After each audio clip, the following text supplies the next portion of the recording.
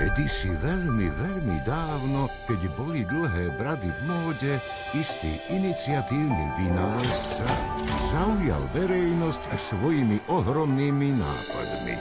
Ak vám to ešte stále nedošlo, ten vizionár som ja. A toto je príbeh o tom, ako som sa stal legendárnym Leonardom da Vinci. Od autora filmu Ratatouille. Králi tu budú o 2 týždne. Chcem niečo veľké! Tieto nápady vás dostanú do problémov. Rúhanie! A do poriadnych. Pálte!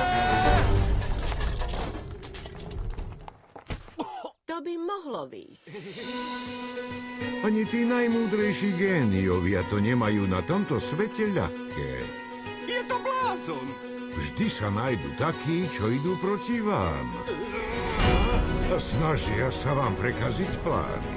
Naozaj ti ku šťastiu nestačí, že vieš pekne maľovať. Zasa tie reči. Dobre, maestro, my vám pomôžeme. Tak som sa vydal na cestu dokazovania pravdy. Premeniť nápady na mesto, to sa veru len tak nevidí. Cesta za šťastím a slávou a dobrodružstvo naplnené hrdosťou s kým iným než s dobrými priateľmi. Do frasna. Pri rečiach o vede a objavoch cítim, ako môj žalúdok robí kotrmelce. Aj Michelangelo súhlasí.